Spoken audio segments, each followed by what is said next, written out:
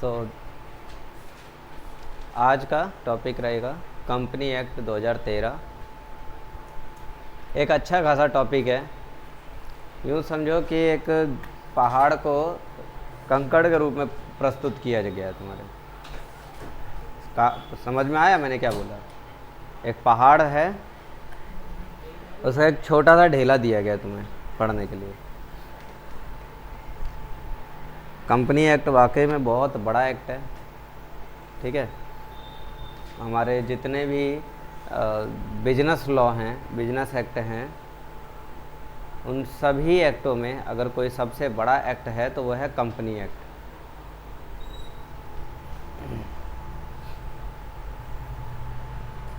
हर तरह के बिजनेस में सबसे बड़ा एक टाइप ऑफ बिजनेस तो कंपनी ही होता है, ये बात तो सबको पता है। तो उसका कानून भी सबसे बड़ा होगा। इसकी शुरुआत बहुत पहले कभी अंग्रेज़ों के ज़माने में हो चुकी थी। सबसे पहली कंपनी जो भारत में इस्टेब्लिश हुई, कोई नाम बता सकता है उसका? ईस्ट इंडिया कंपनी, ठीक है। तभी से इस कंपनी का जो है स्थापन शुरू हुआ है। तरह तरह की कंपनियां लगती गई। समय रहते ये महसूस हुआ कि इन कंपनियों को चलाने के लिए, इन कंपनियों पे कंट्रोल बनाने के लिए एक कानून की ज़रूरत है, और वो कानून बनाया गया फिर कंपनी एक्ट। और तब इसके अलग अलग फॉर्म, अलग अलग टाइप के बनते गए। आज़ादी के बाद, आफ्टर इंडिपेंडेंसी,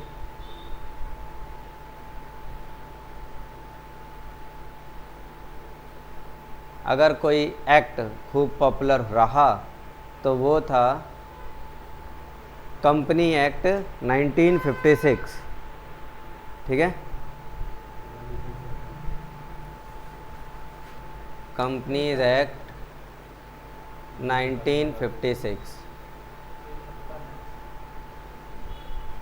आज़ादी के बाद ये एक ऐसा एक्ट जो बहुत ज़्यादा पॉपुलर रहा और सही सही चलता रहा। समय समय पर इसमें कुछ कुछ चेंजेस होते रहे, लेकिन फिर भी ये चलता रहा। कंपनियों को कंट्रोल करता रहा, कंपनियां इनके अकॉर्डिंग चलती रहीं। लेकिन क्योंकि एक समय एक आ ही जाता है जब पुरानी चीज़ को या तो पूरा रीमॉडिफाई करो, है ना, या उसे हटाओ और दूसरा लेकर आओ। तो रीमॉडिफिकेशन इस एक्ट में, कंपनी एक्ट 1956 वाले में रीमॉडिफिकेशन होता रहा। बाद में महसूस हुआ कि बस अब नहीं। जैसे एक घर है, मान लो 1956 में कोई घर बना था एक, तब के ज़रूरतों के हिसाब से बना होगा, हैं, और फ्यूचर देखा भी होगा तो 10-20 साल आगे का फ्यूचर देख के बना लिया होगा। अब धीरे धीरे वो घर, उस घर में जो लोग हैं, मेंबर भी बढ़ते चले गए। मेंबरों की अपनी रिक्वायरमेंट बढ़ती चली गई। समय के साथ साथ ट्रेडिशन चेंज होता चला गया, मॉडर्नाइजेशन आता रह गया। तो ये जो घर जो पुराने तौर तरीक़ों से बना है, इसी के अंदर वो नए सारे जितने मॉडर्न तौर तरीके सब कुछ आ रहे हैं, एडजस्ट करते गए होंगे। एक फ्लोर और बढ़ा दिया, इधर का कमरा तोड़ के हॉल बना दिया, उधर का हॉल तोड़ के कमरा बना दिया। ये सारी चीज़ें चलती रही होंगी। लेकिन समय के साथ साथ उसके अंदर रेनोवेशन होना ज़रूरी है। कहीं पपड़ी उतर रही है, कहीं कुछ हो रहा है, कहीं कुछ हो रहा है, यानी कि कहीं कहीं खराबियाँ भी आ रही हैं। हम मॉडिफिकेशन तो कर रहे हैं, लेकिन कहीं कहीं पे कमियां भी मिलती जा रही हैं हमें, तो हम उसे भी ठीक कर रहे हैं और मॉडिफिकेशन भी कर रहे हैं। करते करते एक टाइम ऐसा आएगा ना कि ओनर कहेगा, घर का ओनर कहेगा बस अब बहुत हो गया, बारिश हो रही है, छत चूने लग रहा है, छत ठीक करवा रहे हैं, दीवार में सिलन आ रही है, दीवार ठीक करवा रहे हैं, बेसमेंट में पानी भर जा रहा है, वो ठीक करवा रहे हैं तो फिर एक कमरे की ज़रूरत पड़ जा रही है। इसे पूरा तोड़ो, खूब कर लिया रीमोडिफिकेशन, पूरा तोड़ा जाए। तोड़कर आज की ज़रूरत, मान लो 2013 में हम, तो 2013 की जो ज़रूरतें हैं, 2013 के जो सरकमस्टेंसेस हैं, उस हिसाब से एक नया घर बनाया जाए। वही काम हुआ है इसके साथ, इसको बनाया और फिर ये बनाया। तो क्या 2013 वाले एक्ट में वो बातें लिखी होंगी जो यहाँ लिखी थी? सबसे बड़ा सवाल, तुम नया घर बना रहे हो, क्या इस घर में पुरानी ईंटों का इस्तेमाल किया होगा? पुराना लोहा, सरिया, गाटर, पटिया सब इस्तेमाल किया होगा? इस्तेमाल तो सब वही किया होगा, लेकिन तरीका अलग दिया होगा, डिजाइन अलग दे दिया होगा, है ना। चौखट पल्ले दरवाजे वही इस्तेमाल किए होंगे, थोड़ा सा काट पीट के छील छाल के नया डिजाइन दे दिया और उसी को लेके चेप मारा। समझ में आ रही है मैं क्या बताना चाह रहा हूँ?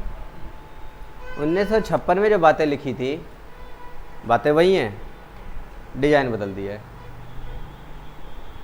कुछ सेक्शंस चेंज कर दिए हैं जो यहाँ रखे हैं, सेक्शन नंबर चेंज कर दिया, कुछ कॉन्सेप्ट चेंज कर दिए, कुछ कॉन्सेप्ट बढ़ा दिया, कुछ घटा दिया। भाई ऑब्वियसली जिसकी ज़रूरत नहीं है उसे हटा दो। पहले के घरों में देखा होगा, पुराने ज़माने के घरों में पिलर हुआ करते थे घर के बीचों में, और उन पिलरों को गोलाकार दिया जाता था और उसके ऊपर डिजाइनें भी दे देते थे, ऐसे ऐसे फूल पत्तियाँ बना के। अब ऐसा कुछ आता है? कुछ नहीं। क्यों? वो सब वेस्टेज ऑफ टाइम लगता है। अब कोई घर जिसमें पिलर लगता हो, पिलर होते हैं क्यूबॉइडिकल शेप में पिलर होते हैं घर के कॉर्नर्स पे, वो भी उसको मजबूती देने के लिए घर के कॉर्नर्स पे लगते हैं ना पिलर, सरिया डाल के और खड़ा कर देते हैं, उस पर लेंटर डाल देते हैं। अब बीच बीच में तो पिलर नहीं आते हैं ना, जैसे पहले के घरों में तो भूल भुलैया देखा होगा, कितने सारे बीच में पिलर है राजा के महल में। तो 56 में भी ऐसे घर बनते थे, लेकिन अब नहीं बनते हैं। किसी के गाँव में देखोगा, अगर कोई पुराना घर होगा तो देखोगे तो उसमें दिखेगा पिलर। अब उसकी ज़रूरत है क्या? नहीं है। छज्जे निकालते हैं घर में, छज्जे निकालते हैं, तो पहले के घरों को देखोगे छज्जे तो निकाले, नीचे इस तरह से डिजाइन ऐसे ऐसे करके बना देते हैं छज्जे के नीचे। उसका कोई ज़रूरत नहीं है। उस वक्त महसूस होती होगी ज़रूरत, धूप का जो है छाँव देता है धूप, क्योंकि धूप ज़्यादा डायरेक्ट नहीं आएगी, लेकिन अब लोगों को उसकी ज़रूरत पड़ती नहीं है, क्योंकि धूप ज़्यादा आती नहीं, सामने वाली बिल्डिंग उससे भी बड़ी है, तो वो नहीं बनाते हैं। इसी तरह से ये एक्ट है, कुछ चीज़ें जो आज की ज़रूरत के हिसाब से नहीं है उसे एलिमिनेट कर दिया, हटा दिया, और कुछ जो पहले नहीं था अब उसकी ज़रूरत है उसको रख दिया गया। क्लियर?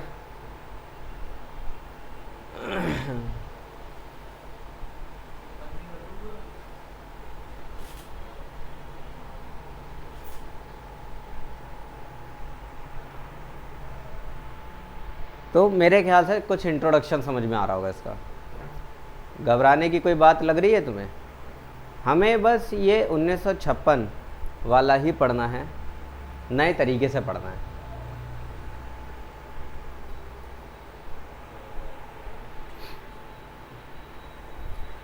चलो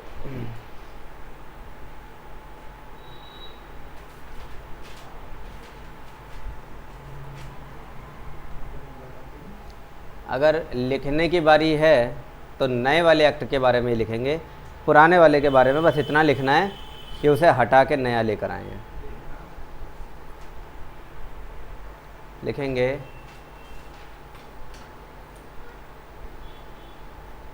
द कंपनीज एक्ट 2013। इसमें टोटल कितने सेक्शंस मौजूद हैं हमारे पास? 470 सेक्शंस हैं।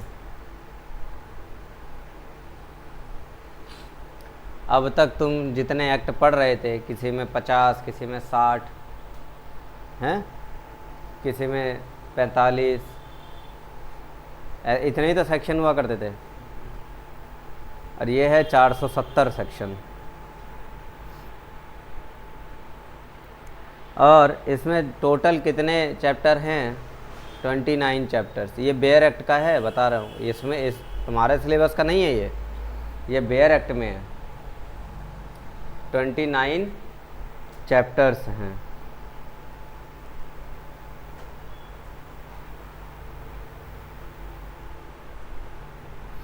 जो बहुत ज़रूरी बात है, सब इस एक्ट की जो ज़रूरी बात है, सब्सटेंशियल पार्ट,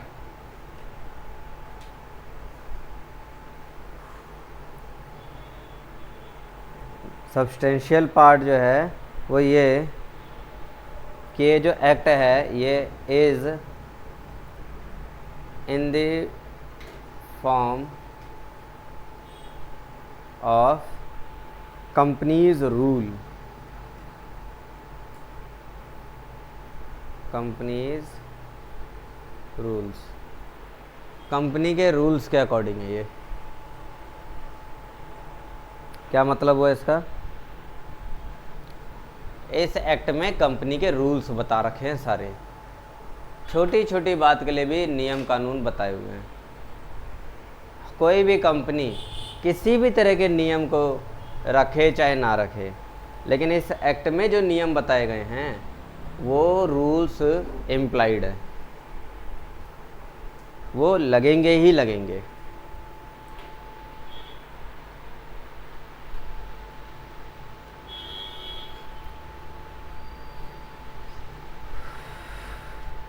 लाइन लिखिए, the companies act 2013 aims to improve in corporate grievances, simplify regulations, strengthen the interest of minority investors, and for the first time legislates the role of whistleblowers and provisions relating to class action suit।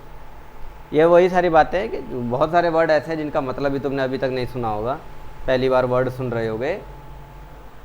धीरे धीरे जब ये act पढ़ते जाओगे तो मिलता जाएगा, थोड़ा सा यहाँ पढ़ोगे, थोड़ा इंटर में पढ़ लोगे, थोड़ा पढ़ा के फाइनल में ख़त्म कर दोगे।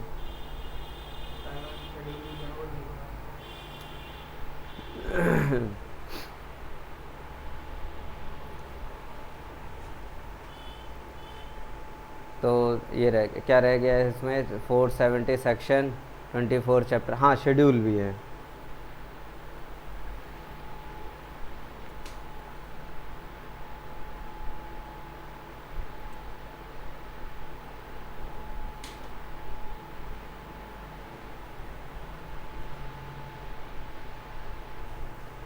इसी में कहीं लिख लो जगह लेकर,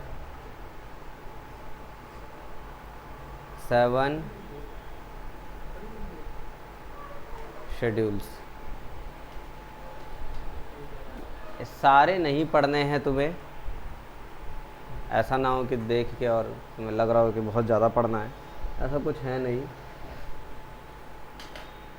थोड़ा थोड़ा पढ़ते चलना है। अब बात करेंगे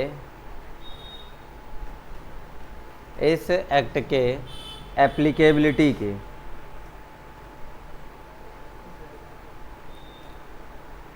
एप्लीकेबिलिटी ऑफ द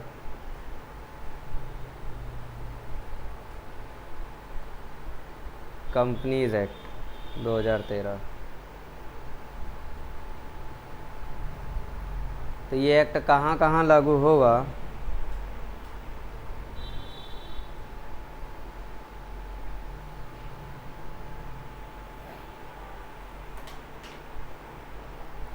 सभी कंपनियों पे जो इस एक्ट में रजिस्टर्ड हो रही हैं, सब पे लागू हो जाएगा। कंपनीज रजिस्टर्ड अंडर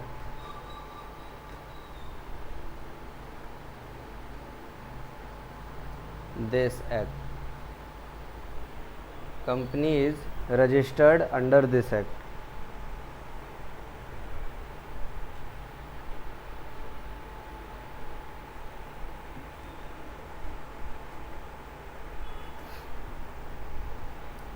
दूसरी बात, सभी इंश्योरेंस कंपनियों पे भी ये लागू हो जाएगा, कुछ को छोड़कर। Insurance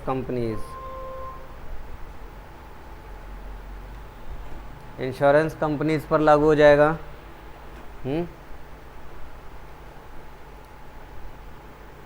accept where the provisions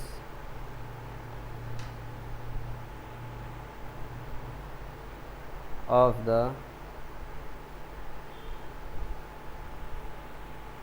said act are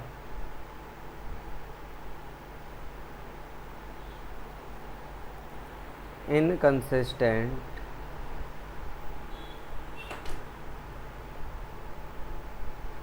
with the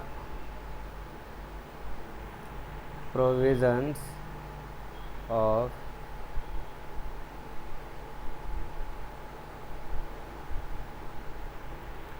the Insurance Act 1938 और the IRDA Act 1999।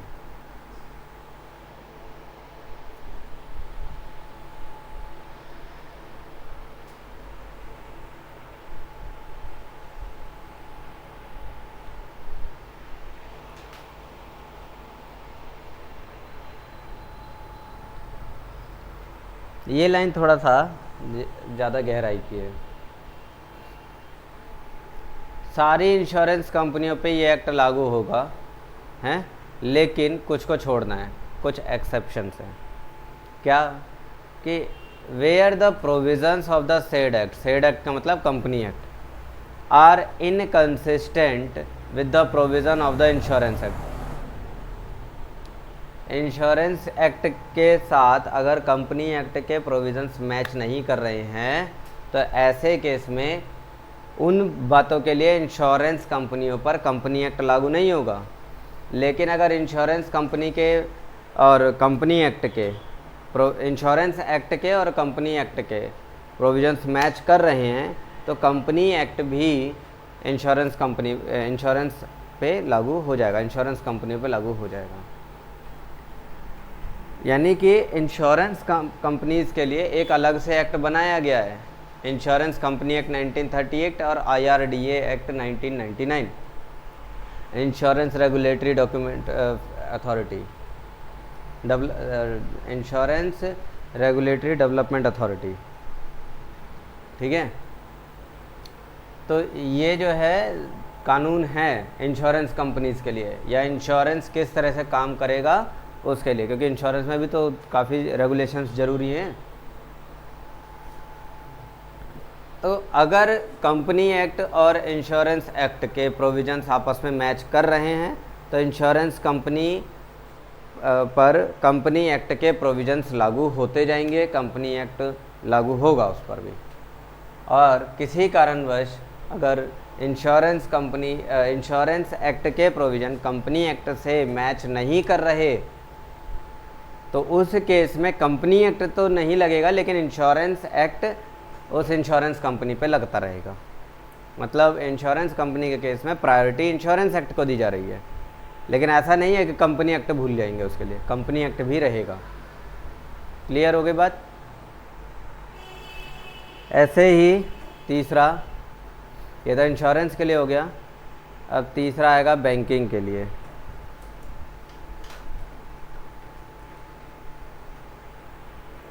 Banking companies,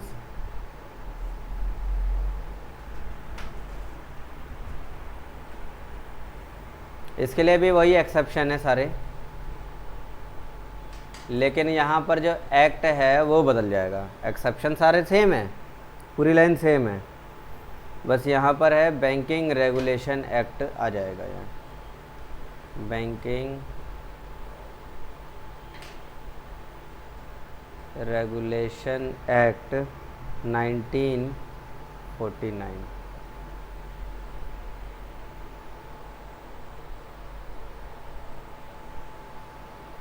तो अगर बैंकिंग एक्ट और बैंकिंग कंपनी के प्रोविजंस में एकदम बढ़िया से मैच कर रहे हैं तो कंपनी एक्ट भी लागू होता रहेगा बैंकिंग कंपनियों पे। लेकिन अगर क्या होगा, अगर बैंकिंग एक्ट के प्रोविजंस कंपनी एक्ट से मैच नहीं कर रहे हैं तो बैंकों पर बैंकिंग एक्ट तो लागू हो जाएगा लेकिन कंपनी एक्ट लागू नहीं होगा। बात क्लियर हो रही है ना अच्छे से?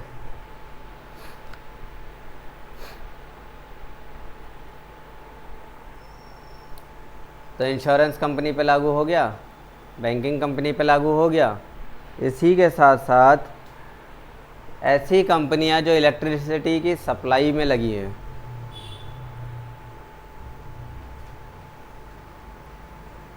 Companies engaged in the generation और सप्लाई ऑफ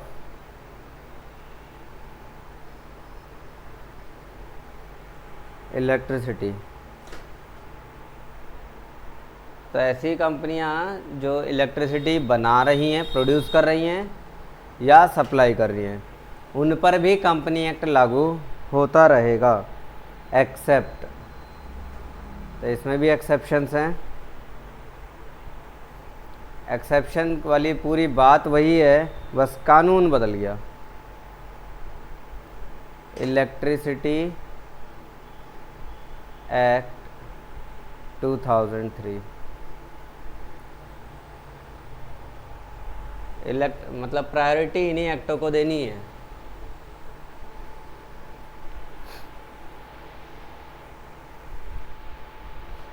इलेक्ट्रिसिटी एक्ट 2003।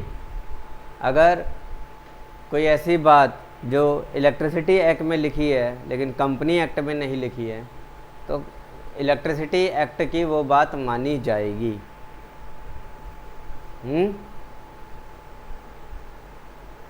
इसका मतलब तो ये हो गया, ये कुछ ऐसी संस्थाएं या कह लो ऐसी कंपनियां जिन पे दो कानून लागू हो रहे हैं, इन्हें दोनों बातें मान के चलनी पड़ेंगी।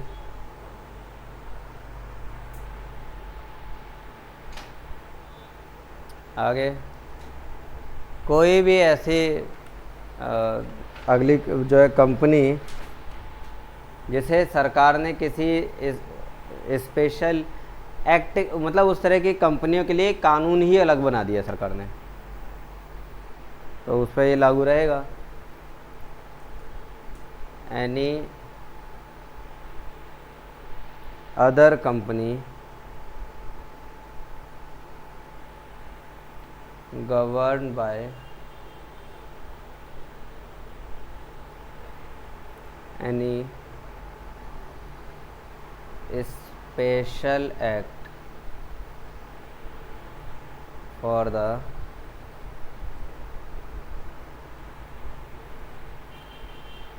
time being in force।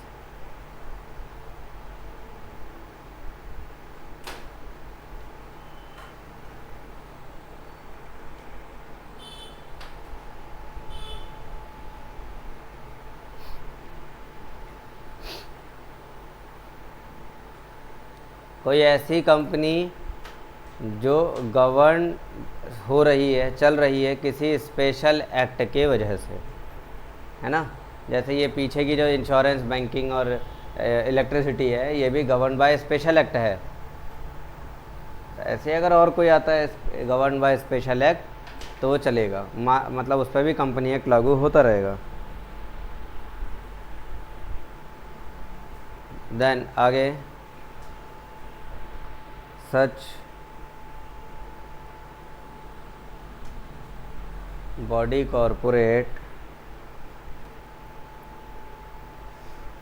which are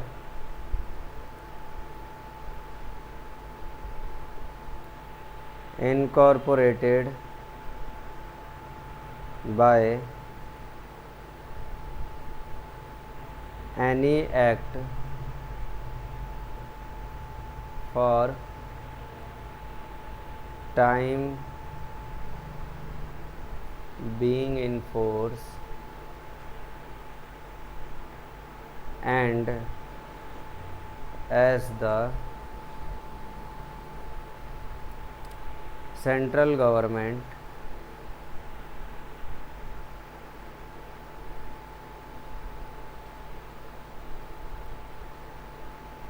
may be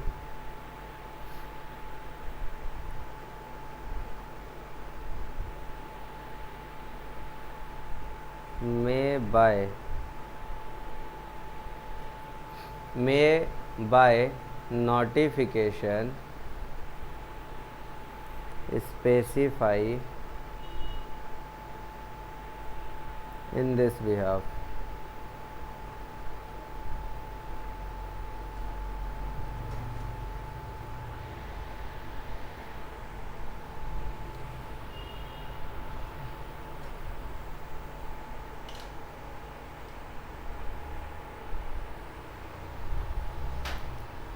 कोई भी ऐसे बॉडी कॉरपोरेट जो किसी एक्ट में रजिस्टर्ड है हैं और सेंट्रल गवर्नमेंट उसको नोटिफिकेशन देकर कहती है कि ये कंपनी एक्ट इस पे लागू होगा, तो लागू होगा। जैसे पार्टनरशिप मान लो, वो तो उसके लिए तो पार्टनरशिप एक्ट है ना, लेकिन अगर सेंट्रल गवर्नमेंट ने बोल दिया, नोटिफिकेशन भेज दिया कि पार्टनरशिप फर्म पे कंपनी एक्ट के प्रोविजंस लागू होंगे, तो होंगे। यानी कि किसी भी तरह के एक्ट का अगर कोई सबसे बड़ा कोई लीडर है तो वो कंपनी एक्ट मालूम होता है।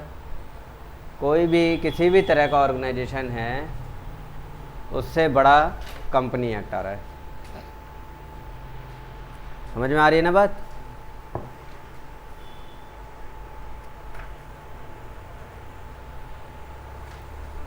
तो ये थे एप्लीकेबिलिटी।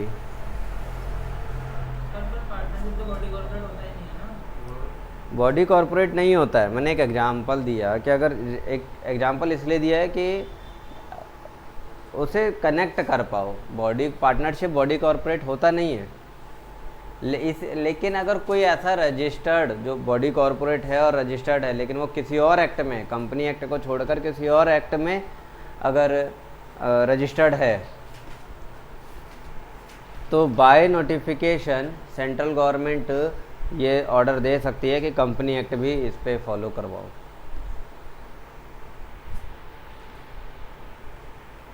ठीक है?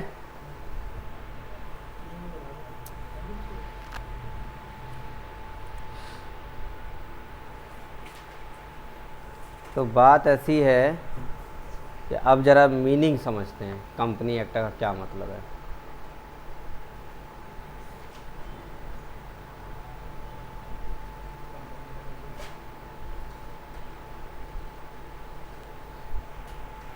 मीनिंग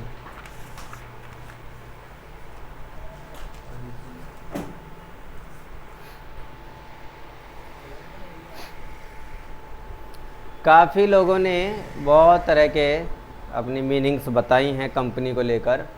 सब अपने अपनी विचारधाराएं प्रस्तुत कर चुके हैं अब तक, अगर देखा जाए तो।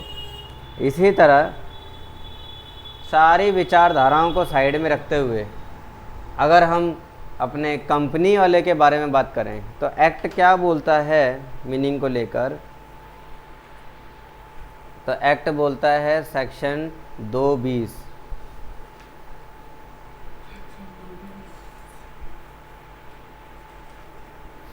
तो इसने कंपनी को डिफ़ाइन किया। तो कैसे किया है देखना, बहुत अच्छे से इसने डिफ़ाइन कर दिया है छोटे से में।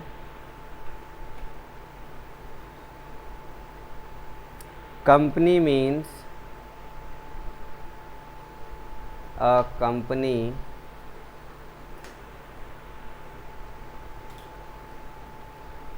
incorporated under the या इसी की लाइन लिखते हैं, अंडर दिस एक्ट और under any previous company law.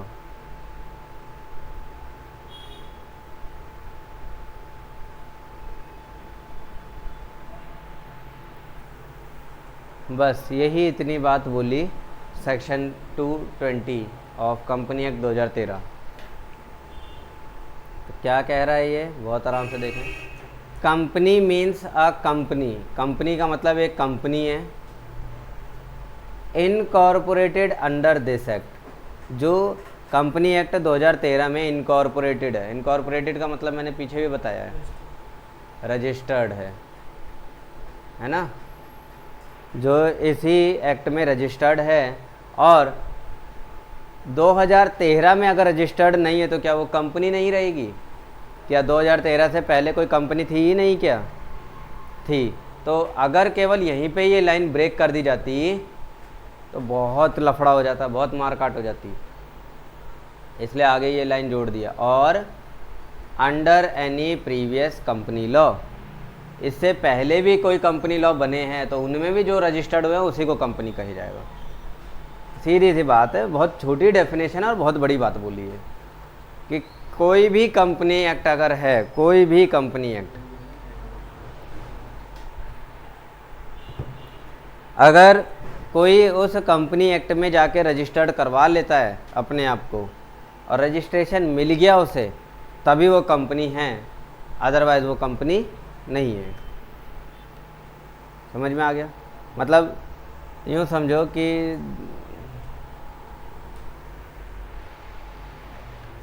एक ऐसे कि कोई आदमी है, उसे अपनी पहचान देनी है कि मैं आदमी हूँ।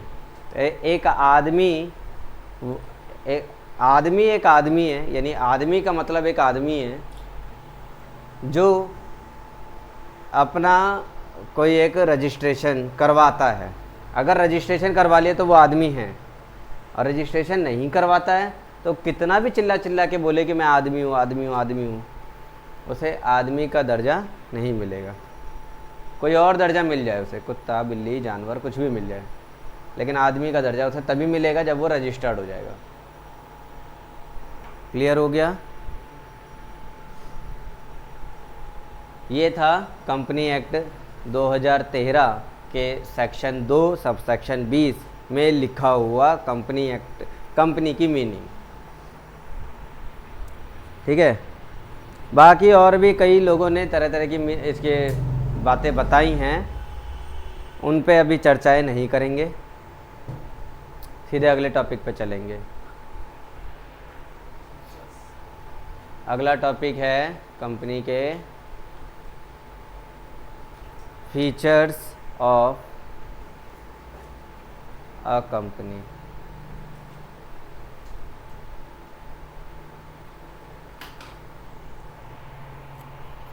एक कंपनी के अपने कुछ फीचर्स हैं जो कि इसकी डेफिनेशन में नहीं लिखा हुआ, लेकिन बाकी लोगों ने जो डेफिनेशंस दी हैं कंपनी की, वो कंपनी की डेफिनेशन इन्हीं फीचर्स के बेसिस पर दी है। यानी कि लोगों के अकॉर्डिंग कंपनी उसी को माना जाएगा जिसमें बताए जाने वाले फीचर्स दिखाई देंगे। जिनमें ये फीचर्स नहीं दिखे वो कंपनी नहीं कहलाएगी। फीचर का मतलब ही यही है, विशेषताएं, है ना। तो विशेषताएं हर किसी की एक कुछ खास बात होती है, तो अगर किसी के बारे में हमें बताना है तो उसकी खासियत ही तो मतलब उसके फीचर्स ही तो बता के हम कहेंगे ना। अब मान लो एक मोबाइल है, तो मोबाइल के अपने कुछ फीचर्स होंगे, उसी फीचर्स के बेसिस पर ही तो हम डिफ़ाइन करेंगे मोबाइल को कि मोबाइल किसे कहते हैं। कंपनी एक्ट ने उन फीचर्स के बेसिस पे कंपनी को डिफ़ाइन नहीं किया, उसने सीधे रजिस्ट्रेशन के बेस पर डिफ़ाइन किया है। लेकिन बाकी जो ऑथर्स हैं, बाकी जो इसके सलाहकार हैं, लोग हैं काफ़ी, उन्होंने जो अपने डेफिनेशंस दिए कंपनी की, वो रजिस्ट्रेशन के बेसिस पर ना देकर फीचर्स के बेसिस पे दिए। तो हम सीधे वो फीचर्स ही देख लें, क्या ही याद ज़रूरत है डेफिनेशंस को याद करने की। तो फीचर्स अगर देखेंगे तो पहला फीचर जो कंपनी में दिखाई देना चाहिए तो वो है सेपरेट लीगल एंटिटी।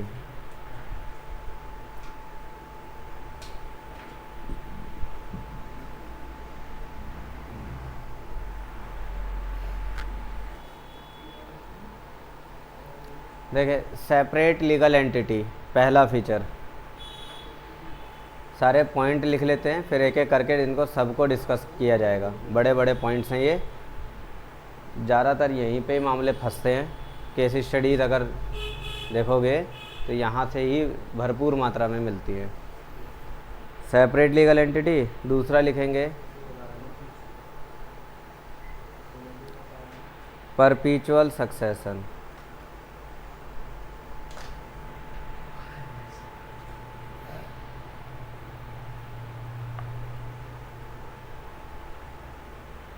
तीसरा limited liability,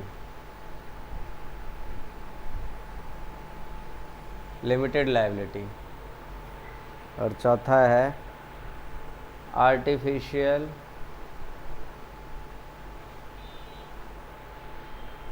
judicial person.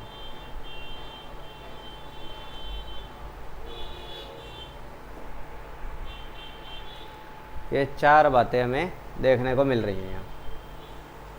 Separate legal entity, परपीचुअल succession, limited liability और आर्टिफिशियल जुडिशियल पर्सन।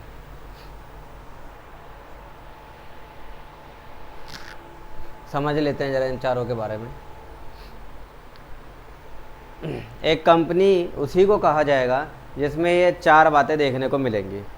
सबसे पहली बात, सेपरेट लीगल एंटिटी मतलब कंपनी के मेंबर कहे जाते हैं, जो मालिक है। सीधे मालिक बोलूँ अभी, कंपनी का मालिक और कंपनी दोनों अलग अलग माने जाएंगे सेपरेट लीगल एंटिटी के तहत। कोई दिक्कत तो नहीं है? कंपनी का मालिक अलग और कंपनी अलग।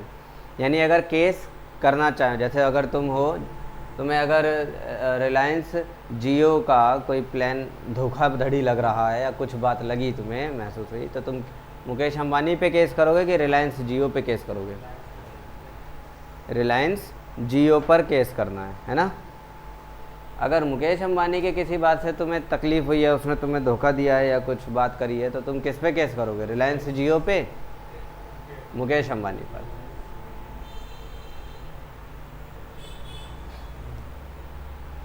क्या हुआ, कुछ बोलना चाह रहे हो? रिलायंस के बारे में पूछा था। किसका है? रिलायंस के बारे में पूछा था मैं इससे। हाँ हाँ, मतलब क्या कि एमडी कौन है? पता रहता है किसी से। खैर, तो किस पर केस किया जाएगा? अगर रिलायंस जियो से प्रॉब्लम है तो रिलायंस जियो पर केस होगा, मुकेश अंबानी पर नहीं होगा। और अगर मुकेश अंबानी से प्रॉब्लम है तो मुकेश अंबानी पर केस होगा, रिलायंस जियो पर नहीं होगा। कोई भी किसी भी केस में। क्लियर? पहचान मुकेश अंबानी की पहचान रिलायंस से है, मानते हैं। रिलायंस की पहचान मुकेश अंबानी से है, ये भी मानते हैं।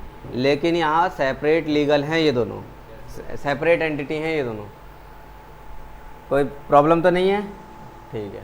अगला देखें, परपीचुअल सक्सेशन।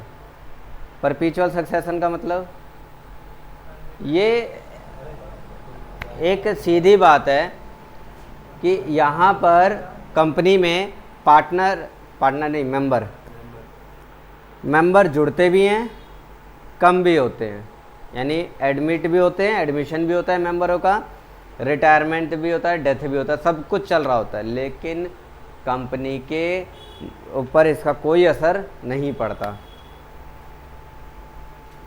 है ना। मेंबर में come, member men go, but company goes forever एवर। ये लाइन मैंने पार्टनरशिप में भी बोली थी, जब difference between partnership and company पढ़ाया था। Difference between partnership and company पढ़ाया था, तब भी ये बात बोली थी। पार्टनरशिप में क्या है कि कोई पार्टनर एडमिट हुआ या रिटायर हुआ या डेथ कर गया तो रिकॉन्स्टिट्यूशन हो जाता है सीधे, हैं। कई बार तो पार्टनरशिप बंद हो जाती है अगर कोई मर आ गया तो, होता है ना। बट यहाँ ऐसा कुछ नहीं है। यहाँ मेंबर मर भी जाएं तो भी कंपनी बंद नहीं होगी। हो गया दूसरा पॉइंट। तीसरा लिमिटेड लायबिलिटी। लिमिटेड लायबिलिटी ये तुम्हें अच्छे से डिटेल में समझाया था, पार्टनरशिप में भी, एलएलपी में भी, और ये यहाँ भी आ गया। यानी इसका मतलब क्या है, जितने भी मेंबर हैं वो मेंबर अपने कंपनी में जितना हिस्सेदारी लेके बैठे हैं, केवल उतने हिस्सेदारी के लिए ही वो लायबल हैं।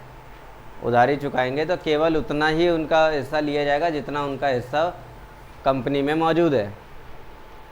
घर पर नहीं पहुंच जाएंगे उधारी का पैसा लेने के लिए। मान लो कोई है जिसने कंपनी में 2 लाख रुपए लगा रखे हैं, तो वो सिर्फ 2 लाख रुपए तक के लिए लायबल है ना। उधारी चुकानी है चुकाओ, लेकिन इस इंसान से कितना मांग सकते हो तुम? 2 लाख, और वो भी वो 2 लाख जो उसका कंपनी में उसका लगाया हुआ है। इसके बाद आर्टिफिशियल जुरिडिशियल पर्सन। कंपनी एक पर्सन है, सबसे बड़ी बहस वाली बात। कंपनी एक पर्सन है, और कैसा पर्सन है? जुरिडिशियल पर्सन है। जुरिडिशियल का मतलब कानून की नज़रों में उसका अस्तित्व है।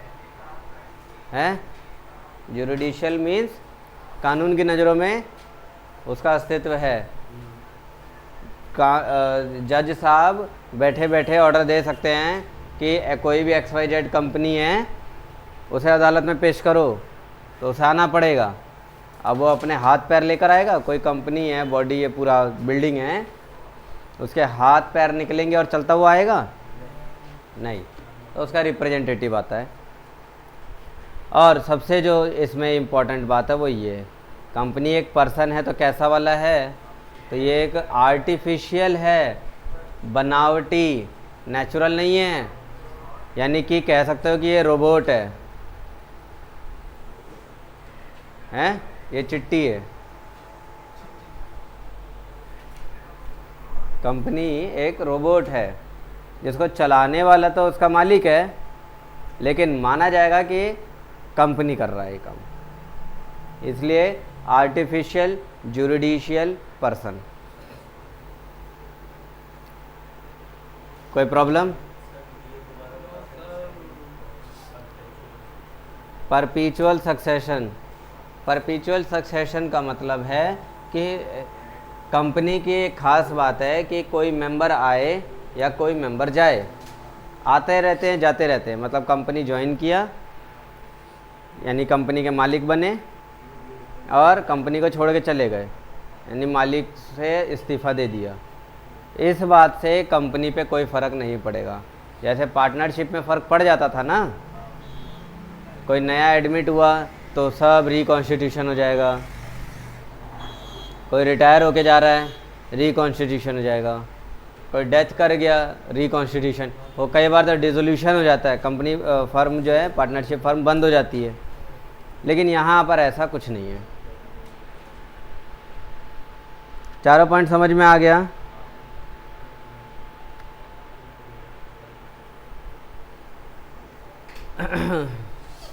इनके बारे में एक एक करके डिटेल में देख लेते हैं।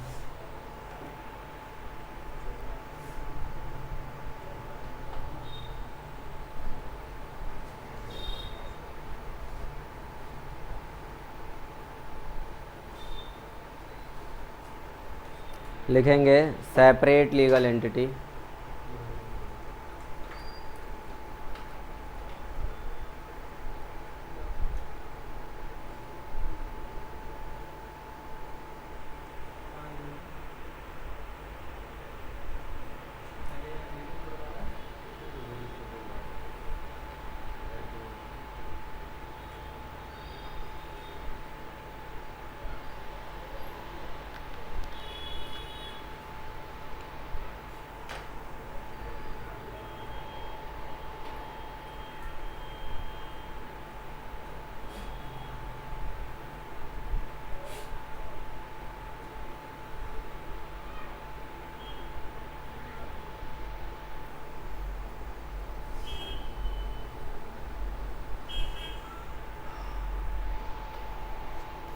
लिखेंगे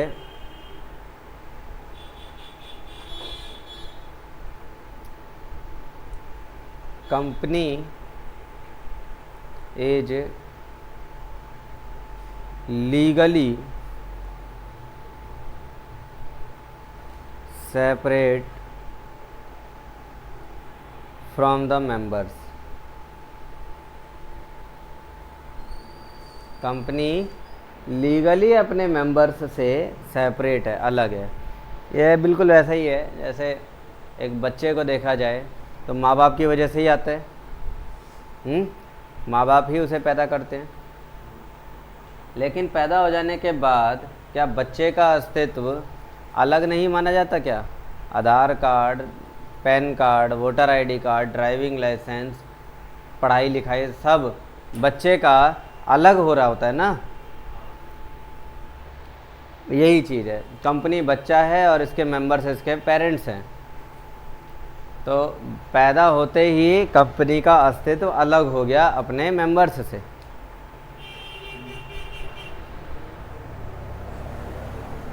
थोड़ा अगर इसको बड़ा उसमें देखा जाए, in other words,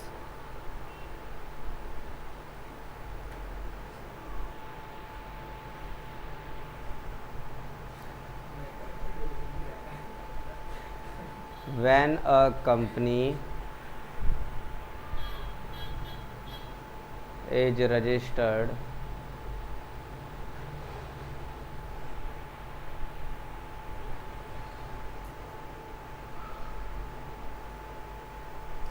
it is clothed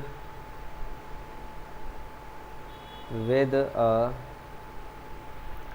legal personality। इसके ऊपर लीगल पर्सनैलिटी का एक कपड़ा पहना दिया जाता है।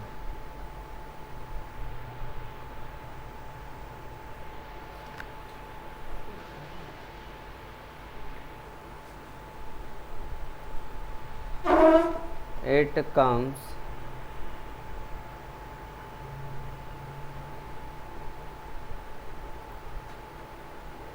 To have almost the same rights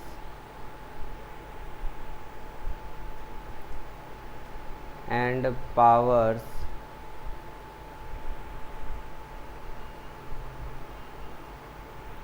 as a human being, as a human being। इसके पास एक ह्यूमन बीइंग की तरह लगभग सारे राइट्स, सारे पावर्स आ जाते हैं। अब ह्यूमन राइट्स के पास क्या क्या राइट्स हैं? प्रॉपर्टी खरीदने का अधिकार तो वो कंपनी के पास भी है ना। और बैंक अकाउंट ओपन करवाने का अधिकार कंपनी के पास भी है। लोन लेने का अधिकार ह्यूमन के पास है, कंपनी के पास भी है। लायबिलिटीज़ यानी कि उधार लेना देना सब ह्यूमन के पास तो ये अधिकार है ही, कंपनी के पास भी है। एक ह्यूमन कॉन्ट्रैक्ट बना सकता है तो कंपनी भी बना सकता है, कर सकता है ना। अगर कोई काम जो ह्यूमन कर सकता है और कंपनी नहीं कर सकता, वो है नॉर्मल डेली लाइफ के अकॉर्डिंग देखा जाए, वो तो बायोलॉजिकल हो गया। लीगली अगर देखा जाए, मैं लीगल की बात कर रहा हूँ यहाँ, लीगल अथॉरिटीज़, लीगल पावर्स की बात हो गया। सांस लेना, खाना खाना, चलना फिरना, दौड़ना, हार्ट बीटिंग, ये सारा बायोलॉजिकल है। हम यहाँ लीगल एक्ट की बात कर रहे हैं। तो लीगली एक कंपनी हर वो काम कर सकता है जो एक ह्यूमन करता है। सिर्फ एक काम नहीं कर सकता, वो है वोटिंग राइट्स। एक कंपनी वोट नहीं डाल सकता, कांग्रेस को जिता के बीजेपी को नहीं हरा सकता।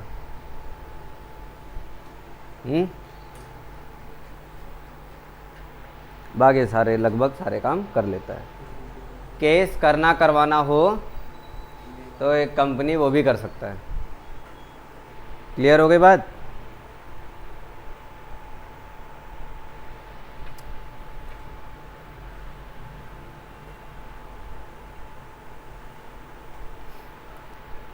तो आगे बढ़ेंगे, एक केस स्टडी है उसको देखा जाए।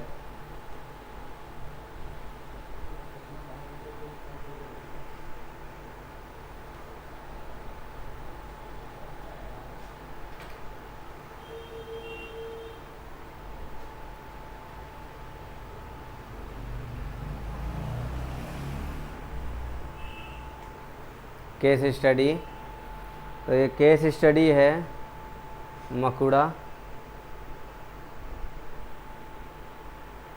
गलत लिख दिया, मकुड़ा वर्सेस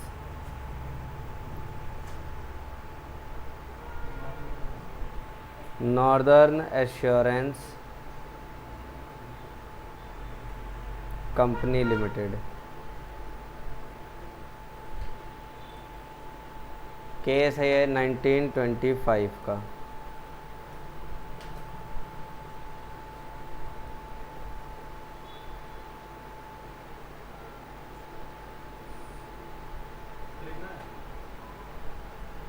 हाँ, इन्हीं फीचर्स के बेसिस पर ही तो तुम्हारा सीपीट जो फाउंडेशन है वो बेस्ड है।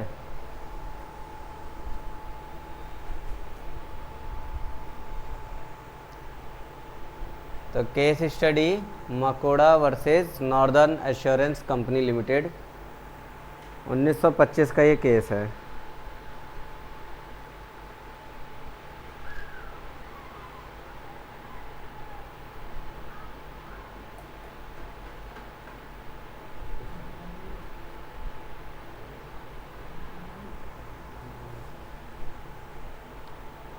पहले केस स्टडी पूरा लिखते हैं, उसके बाद इसको डिटेल में समझेंगे, क्योंकि ये जानना बहुत ज़रूरी है कि इस केस में हुआ क्या था। मकोड़ा को एम कहा जाए,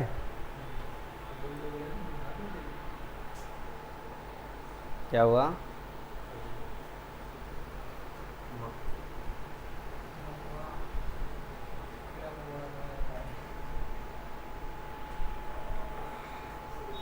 तो लिखोगे M was the holder of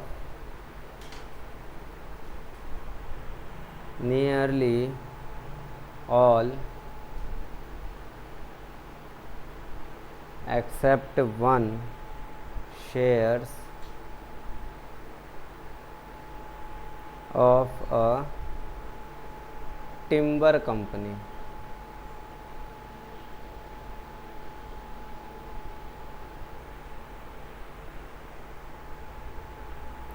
He was also a major creditor of the company. M ensured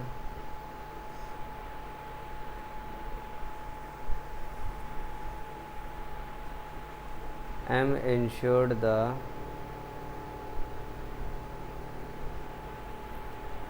company's timber in his own name.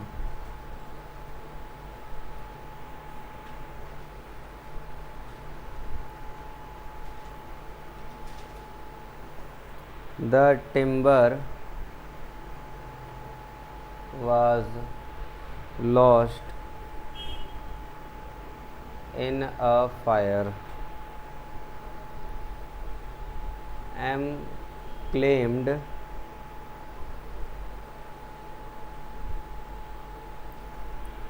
insurance compensation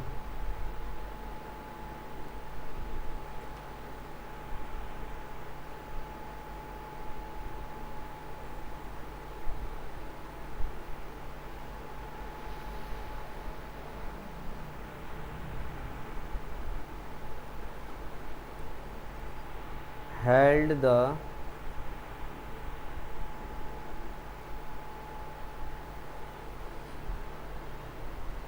insurance company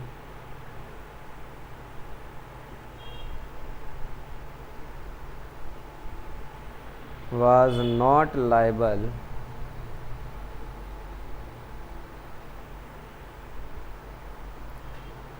to him as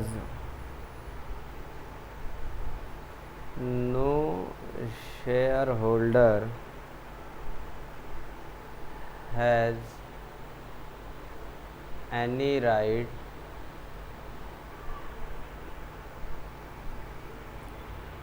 to any item of property owned by the company.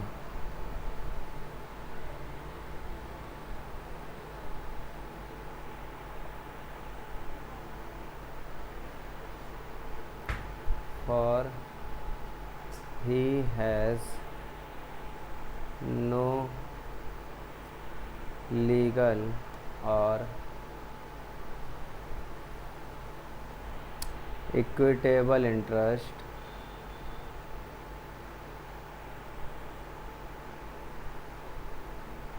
in them.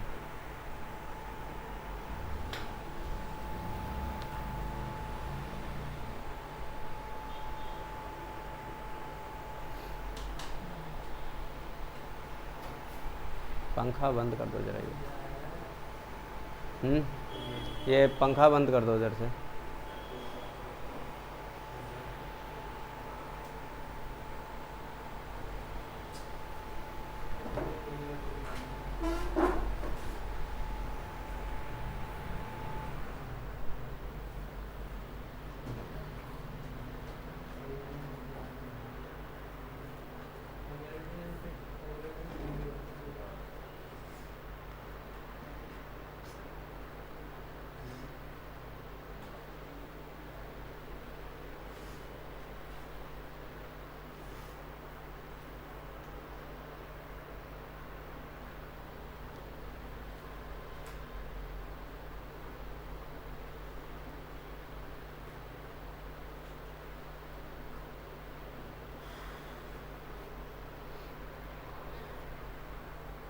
देखो इस case में हुआ क्या था,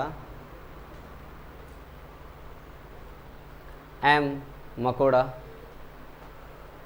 जिसने किसी भी जो कंपनी है उसके क्या कर लिए थे, लगभग सारे ही शेयर्स खरीदे हुए थे एक्सेप्ट वन। एक्सेप्ट वन का मतलब एक किसी और को दिया होगा। क्यों दिया होगा दूसरे को? कंपनी की रिक्वायरमेंट है, कम से कम 2 मेंबर चाहिए ना। तो सारे ही शेयर खरीद लेगा तो वो इकलौता ही मेंबर रहेगा, तो ये तो अच्छी बात है नहीं। तो लगभग एक शेयर छोड़कर सारे शेयर खुद ही खरीद लिए। किसके? टिम्बर कंपनी के। टिम्बर कंपनी उसी ने स्टार्ट की होगी इसका मतलब। अच्छा, अब ही was also a major creditor of the company. Company का मेजर क्रेडिट मतलब सबसे ज़्यादा उधार भी वही देता है कंपनी को। मतलब उसे पता है सेपरेट लीगल एंटिटी क्या है। बात क्लियर है? M insured the companies timber. अच्छा, कंपनी टिम्बर क्या होता है? लकड़ी।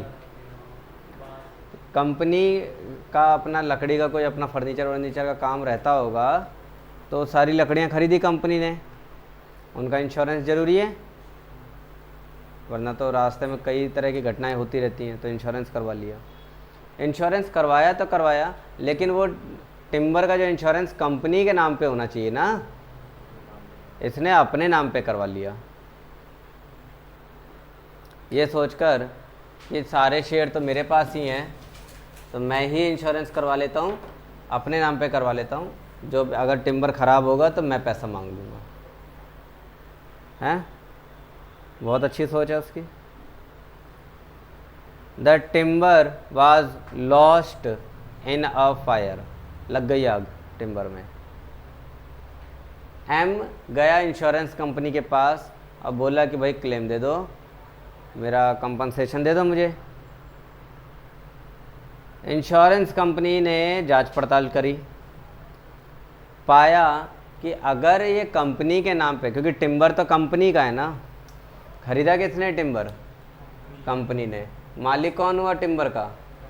कंपनी। ओनर तो वही हुआ, तो ओनर को ही ना मिलेंगे पैसे। ओनर ने तो करवाया ही नहीं है इंश्योरेंस, एक थर्ड पार्टी ने इंश्योरेंस करवा लिया है। कौन? एम। उसे क्यों दे दे पैसे? मालिक को ही तो मिलेगा। तो इसलिए इंश्योरेंस कंपनी ने बोल दिया कि हमको लायबल है ही नहीं तुम्हें पे करने के लिए। Insurance company was not liable to him as no share holder has any right to any item of the property. ये एक नियम है कि कंपनी के प्रॉपर्टी पे किसी भी शेयर होल्डर का अधिकार नहीं है। ओनली किसका अधिकार है? कंपनी के खुद का ही अधिकार है। आगे बात, सेपरेट लीगल एंटिटी मिल गया।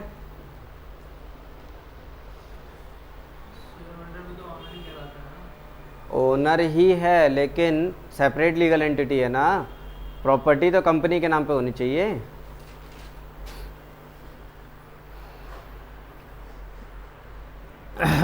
और जो भी प्रॉपर्टी है वो है कंपनी की, तो इंश्योरेंस भी कंपनी के नाम से ही होना चाहिए था, लेकिन नहीं हुआ था, इसलिए इंश्योरेंस कंपनी आराम से मना कर देगा। For he has no legal और इक्विटेबल इंटरेस्ट इन दैम। इसलिए एम के पास कोई अपना अधिकार है ही नहीं, कोई लीगल इंटरेस्ट नहीं है अपना उन गुड्स पे।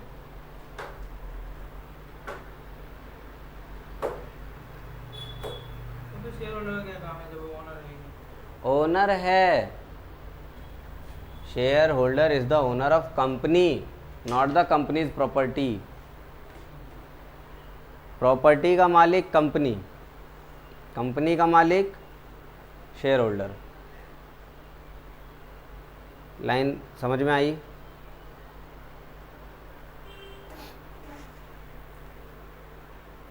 ऐसे समझो कि एक बाइक, बाइक के मालिक तुम्हारे मालिक पेरेंट्स, तो पेरेंट्स बाइक के मालिक नहीं बने, बाइक तुम्हारे नाम पर है तो उसके लीगली मालिक तुम हो। कि अगर किसी ने बाइक जाके किसी का टक्कर मार दिया, एक्सीडेंट हो गया, केस हो गया, तो पेरेंट्स नहीं जाएंगे, तुम जाओगे उसमें। बात समझ में आ गई? अब सेपरेट लीगल एंटिटी हो गया। कुछ कह रहा है? ना नहीं कुछ तो मैं वो कर रहा था, ट्रांजिटिव कह रहा था ना, कि जैसे कि वो उसका मालिक है, इसका मतलब ये नहीं कि ए सी का ही मालिक है, इसमें ट्रांजिटिव नहीं है, ये सोच रहा था। अगला देखेंगे।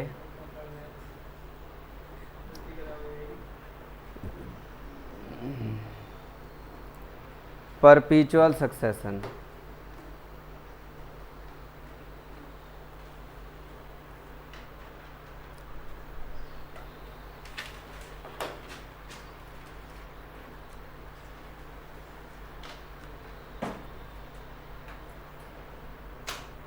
परपीचुअल सक्सेशन, इसके लिए लाइन लिखेंगे।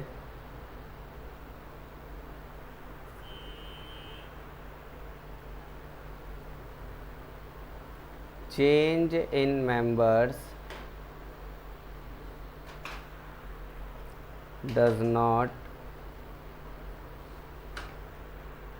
affect existence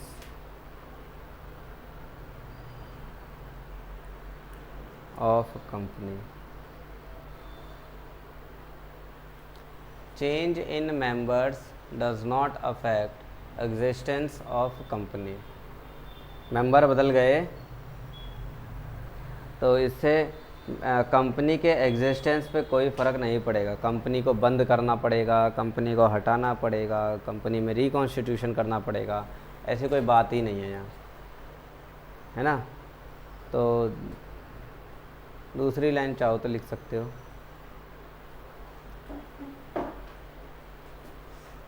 मेंबर्स में कम, members may go but companies goes forever। ये एक बहुत छोटी लाइन है। मेंबर आते रहेंगे जाते रहेंगे लेकिन कंपनियां चलती रहेंगी। बिहारी जी का एक, अटल बिहारी जी का एक था ना वीडियो आता रहता है, सरकारें आती रहेंगी जाती रहेंगी लेकिन मेरा देश चलते रहना चाहिए, है ना। देश इज इक्वल्स टू कंपनी, पार्टियां आएंगी जाएंगी, सरकारें आएंगी जाएंगी, सरकार इज इक्वल्स टू मेंबर्स।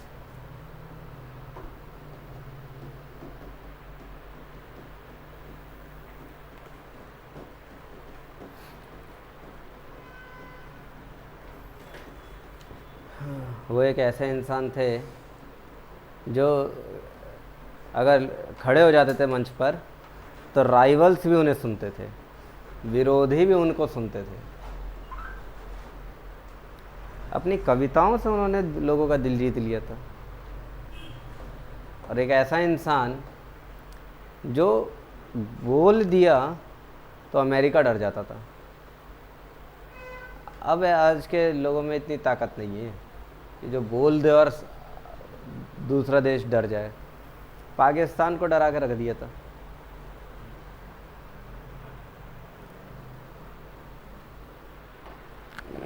खैर, जितने एक गोल्ड थे ना, डायमंड कहेंगे, मैं तो गोल्ड नहीं कहूँगा, जो डायमंड्स थे सारे चले गए हमारे हाथ से। अटल बिहारी वाजपेयी, पहले तो APJ अब्दुल कलाम गए हैं, कोहिनूर, अटल बिहारी वाजपेयी चले गए।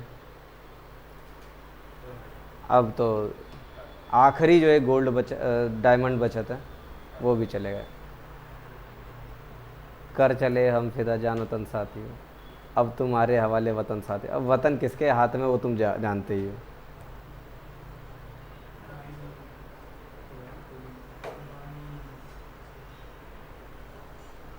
इनका तो सीधा हाल है, गेल बेच दो, भेल बेच दो, और कोई सवाल उठाए तो जेल भेज दो।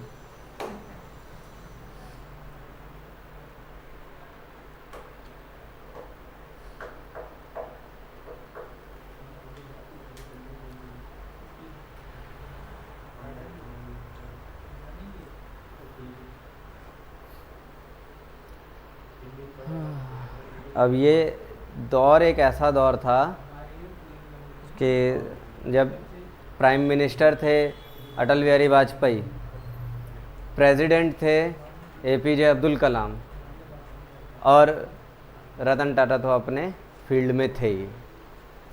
उस वक्त भारत जो था एक ऐसी सिचुएशन पे था कि कोई टक्कर लेके देखे, छल्ली छल्ली कर दिया जाएगा।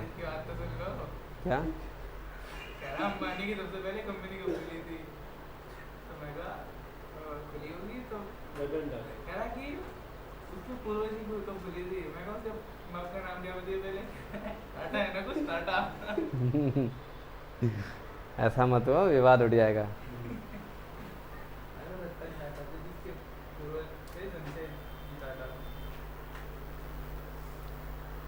तो ये है।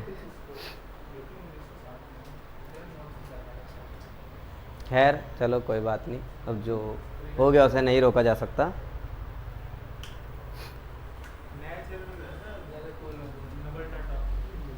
कौन?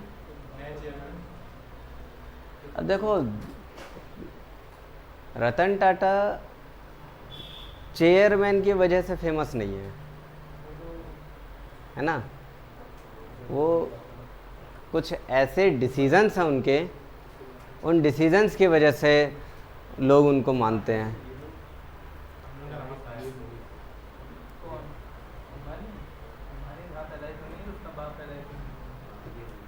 देखो अगला जो थर्ड फीचर है लिमिटेड लाइबिलिटी। लिमिटेड लाइबिलिटी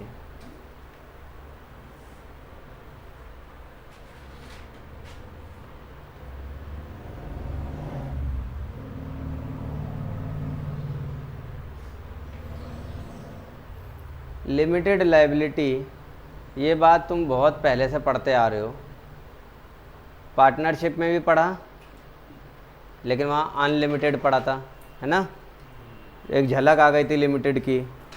फिर एलएलपी पढ़ लिया, वहाँ तो पूरा ही लिमिटेड है, और यहाँ पर भी वही है। Liability of company is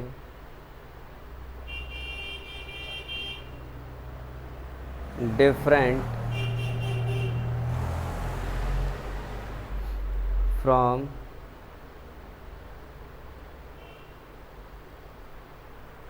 liability of members।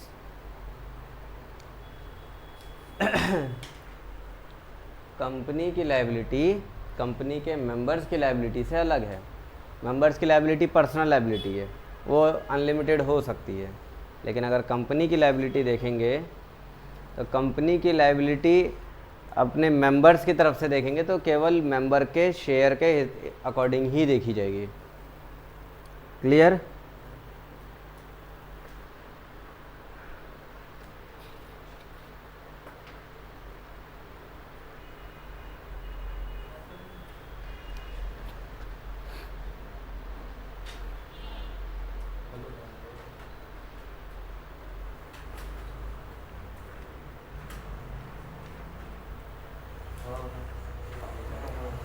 कुछ इसके लिए बातें देख लेंगे।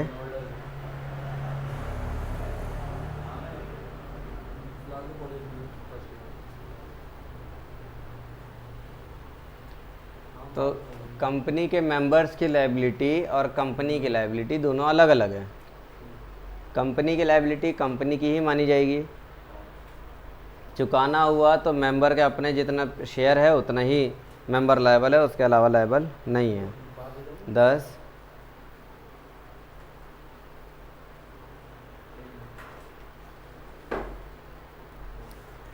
in the case of a limited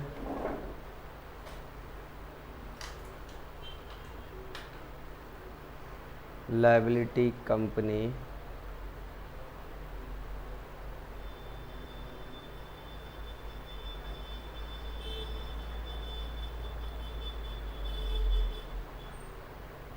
the debts of the company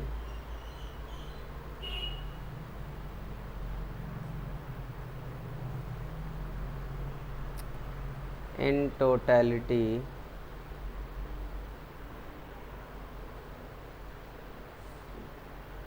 do not become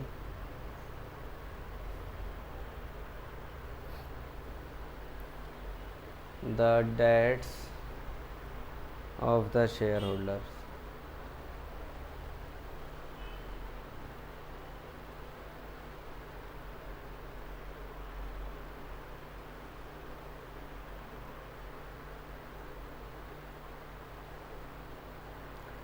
The liability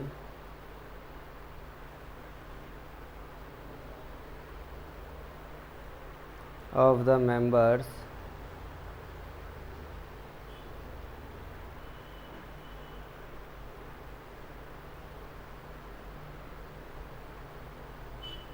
of the company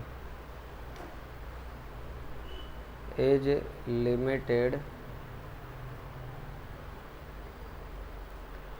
to the extent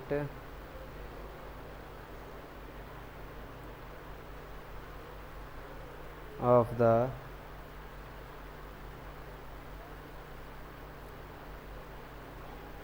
nominal value of shares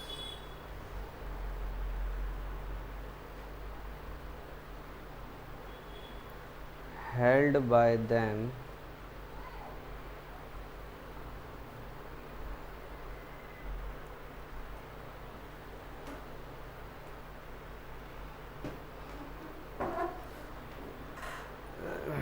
इसको थोड़ा सा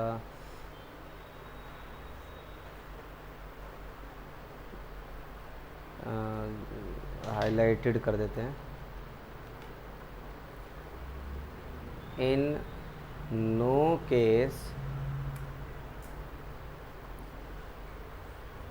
can the shareholder be asked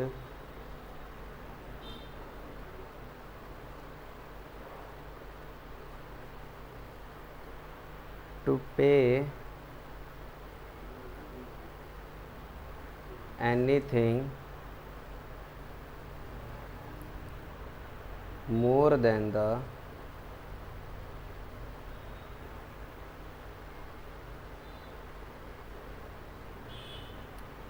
unpaid value of the shares।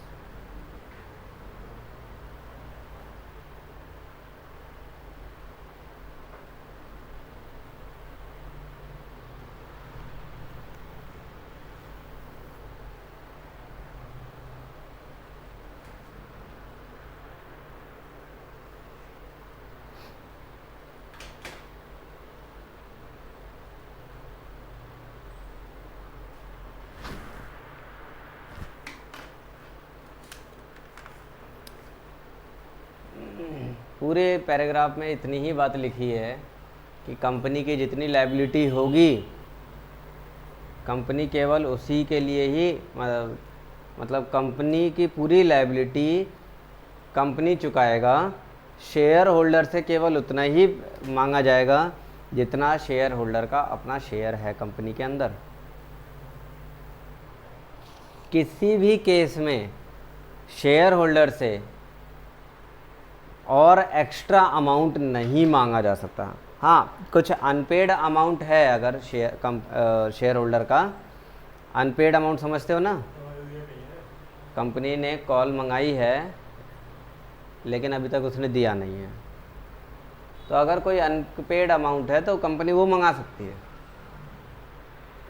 लेकिन अगर unpaid से ज़्यादा मंगाया जा रहा है तो फिर वो ऐसा पॉसिबल ही नहीं है।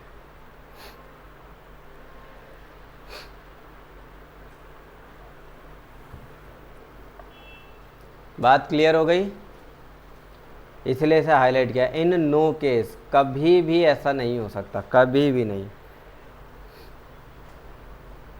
अगली बात लिखो।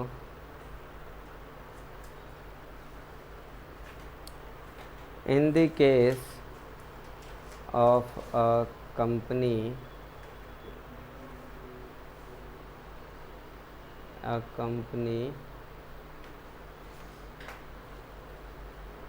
limited by guarantee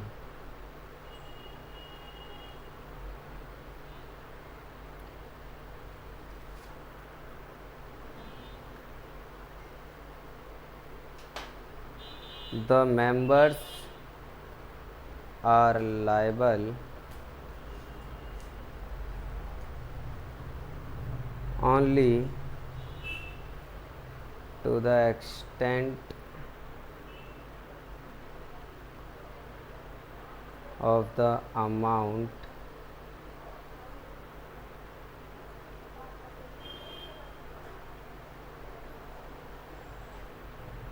guaranteed by them,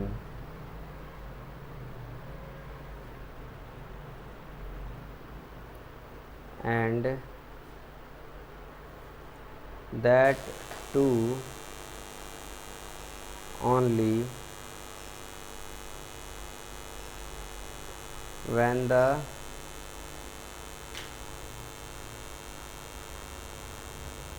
company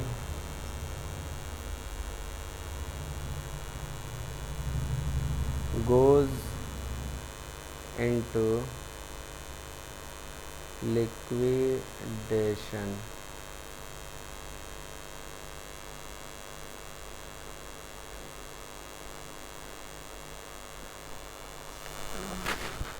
कुछ ऐसी कंपनियां होती हैं जो लिमिटेड बाय गारंटी होती है, मतलब मेंबर्स के साथ बातचीत रहती है कि लायबिलिटी की गारंटी दे रहे हैं, इससे ज़्यादा तुम्हें लायबिलिटी नहीं चुकानी होगी, तो उस केस में मेंबर के साथ जितने की डील हुई है, मेंबर केवल उतनी ही लायबिलिटी चुकाने के लिए लायबल है। ठीक है, और ये भी तब जब कंपनी लिक्विडेशन में हो। लिक्विडेशन का मतलब समझते हो? हाँ, बंद होना, लिक्विडेट हो रही हो तब, और वरना उससे पहले तो कंपनी लिमिटेड बाय गारंटी वाले केस में भी पैसा नहीं मांग सकती मेंबरों से। तीसरी बात,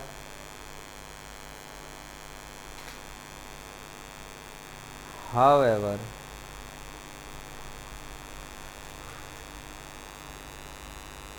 if it is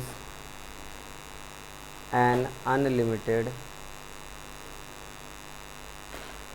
कंपनी, अगर ये एक अनलिमिटेड कंपनी है, अनलिमिटेड कंपनी का मतलब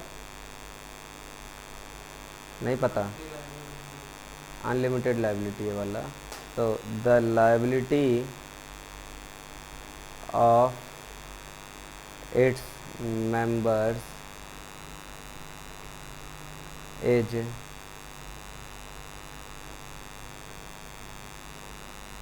unlimited as well.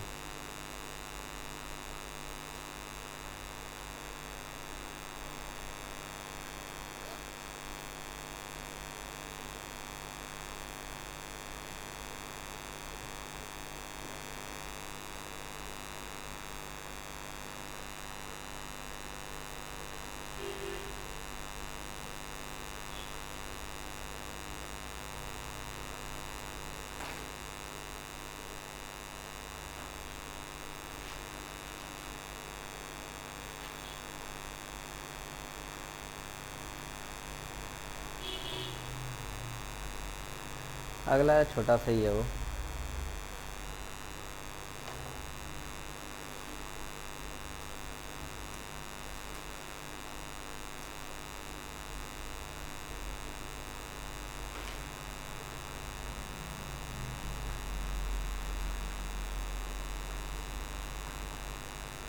Artificial जुरिडिशियल person.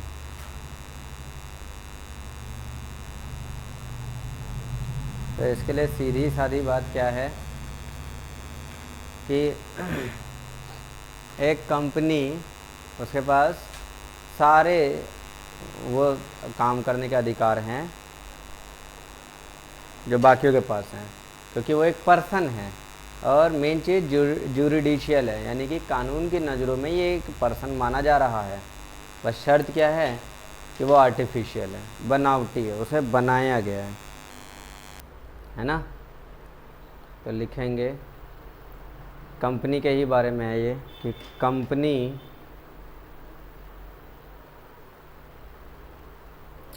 Act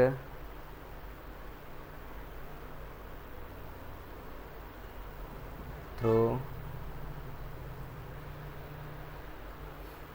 human agency, human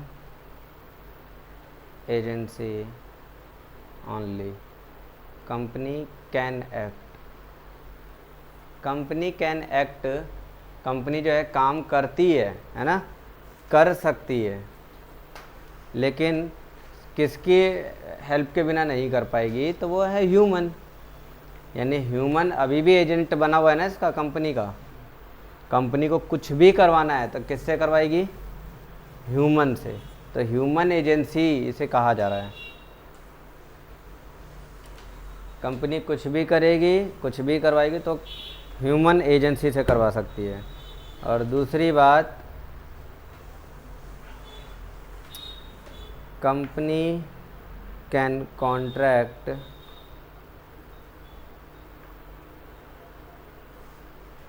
sue and be sued in its own name। Company contract कर सकती है, कंपनी केस कर सकती है, कंपनी पर केस किया जा सकता है, सब कुछ है। बस शर्त क्या है, या आर्टिफिशियल है ना, run by a human.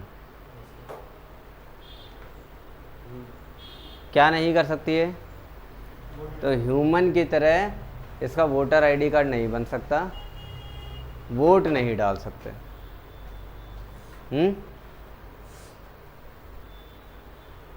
Company की पहचान के लिए पैन कार्ड बनता है कंपनी का,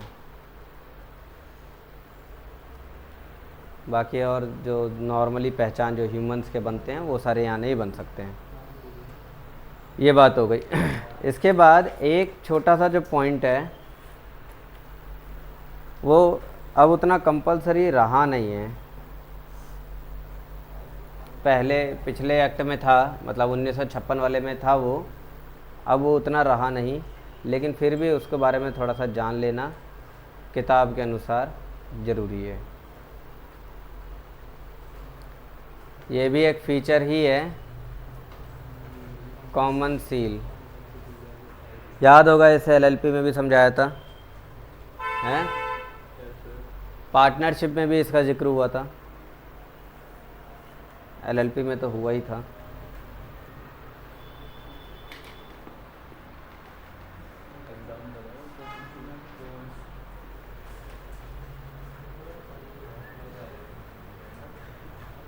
कॉमन सील क्या है, तो कॉमन सील का मतलब है कंपनी का सिग्नेचर। लिखो,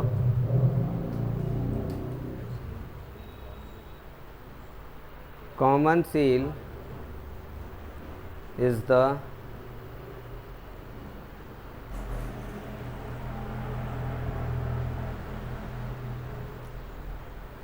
official signature of a company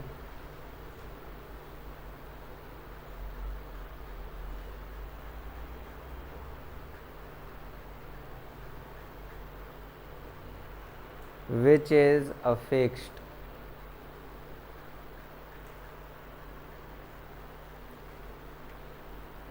by the officers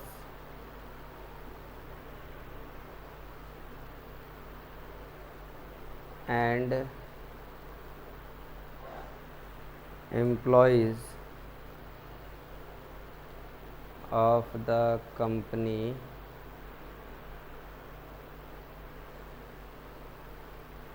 on its every document।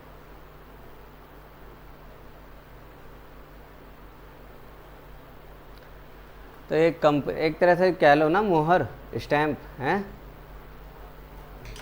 Common seal क्या है, एक स्टैम्प है। कोई भी डॉक्यूमेंट होता है, उस डॉक्यूमेंट पे पहले, अब तो नहीं, पहले क्या होता, कोई भी कंपनी का कोई भी डॉक्यूमेंट होता था, एक कोने में ऐसे एक स्टैम्प लगी होती थी। तो या देखा भी होगा स्कूल वगैरह में भी, अगर देखा हो तो कुछ कोई बिल जमा करने जा रहे हो तो उस पर लिया और ऐसे लेके ठप्पा मार दिया और उसके बाद साइन मार दिया। तो साइन मारने वाला जो साइन किया जाता है, ये तो रिसेप्शनिस्ट या अकाउंटेंट या कोई है, लेकिन वो जो ठप्पा लगा उस पर स्कूल का, कॉलेज का, कंपनी का, दफ्तर का उस नाम वगैरह सब लिखा होता है। माना जाता है कि ये उस ऑर्गेनाइजेशन ने ठप्पा मारा है, उसी को कॉमन सील कहा जाता है। तो पहले तो ये था इसके बारे में, लेकिन अब 2015 में एक अमेंडमेंट आया। अमेंडमेंट मतलब कंपनी एक्ट में, क्योंकि ऑब्वियसली 2013 में बना है, तो क्या उसके बाद बदलाव नहीं आए होंगे इसके अंदर? आए होंगे ना, 2013 के बाद भी बदलाव आए हैं। तो 2015 में the companies amendment act, companies amendment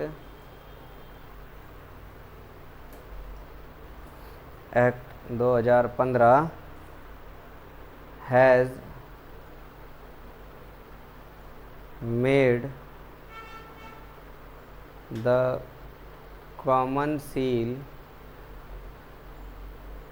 optional. उसने इसे ऑप्शनल कर दिया। क्योंकि अब ज़्यादातर सारे डॉक्यूमेंट्स पीडीएफ फॉर्म में मेल के थ्रू भेजे जा रहे हैं, है ना। पहले क्या होता था कि डाक के थ्रू भेजा जाता था। तो ऑथेंटिकेशन के लिए तो ज़रूरी है ना वो मोहर लगा हुआ ना, मोहर लगा होगा तो वो ऑथेंटिकेशन मिल जा रहा है कि ये ज़रूरी है और ठीक है, कंपलसरी है ये, और कंपनी की तरफ से आया है। लेकिन अब तो ऐसा नहीं है, अब तो ज़्यादातर सारे मेल करते हैं। मेल से, या आप देखोगे तो व्हाट्सएप ग्रुप ही बना हुआ है, तो व्हाट्सएप के ज़रिए, टेलीग्राम के ज़रिए कंपनी के जो डॉक्यूमेंट्स हैं वो ट्रांसफ़र कर दिए जाते हैं। तो इसलिए अब मोहर की ज़रूरत है नहीं, तो कॉमन सील को अब ऑप्शनल कर दिए गए, कंपलसरी नहीं रहा अब ये।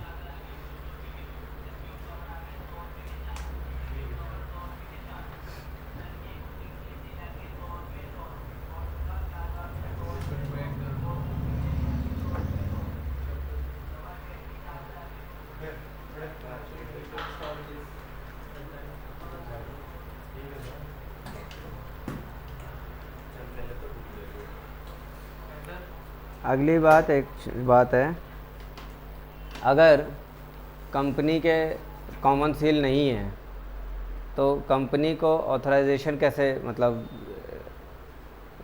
कोई जो पॉइंट है कि हाँ ये कंपनी की ही तरफ से आया है, वो एक ऑथराइजेशन कैसे मिलेगा, ये लिख लो line. In case a company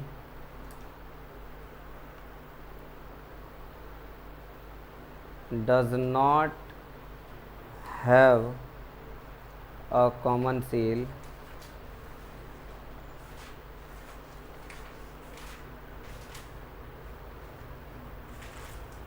the authorization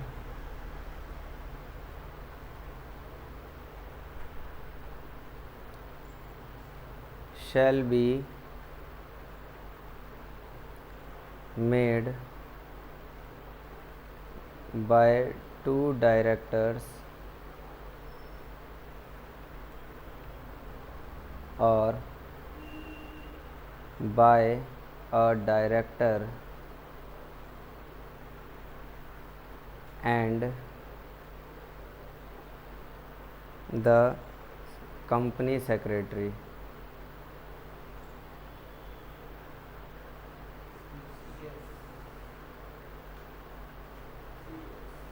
CS.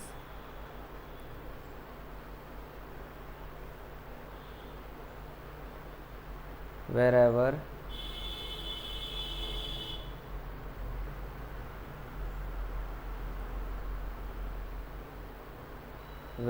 the company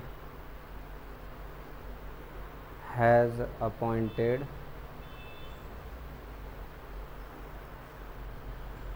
a company secretary.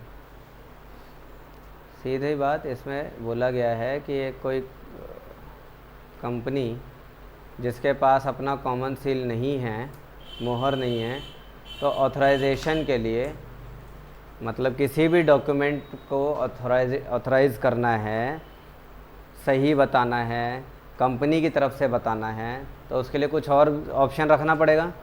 तो दूसरा ऑप्शन ये है कि ऑथराइजेशन दिया गया हो बाय द टू डायरेक्टर्स, यानी दो डायरेक्टर्स ने साइन मार दी हो, तो वो भी माना जाएगा कि हाँ ये कंपनी का ही डॉक्यूमेंट है।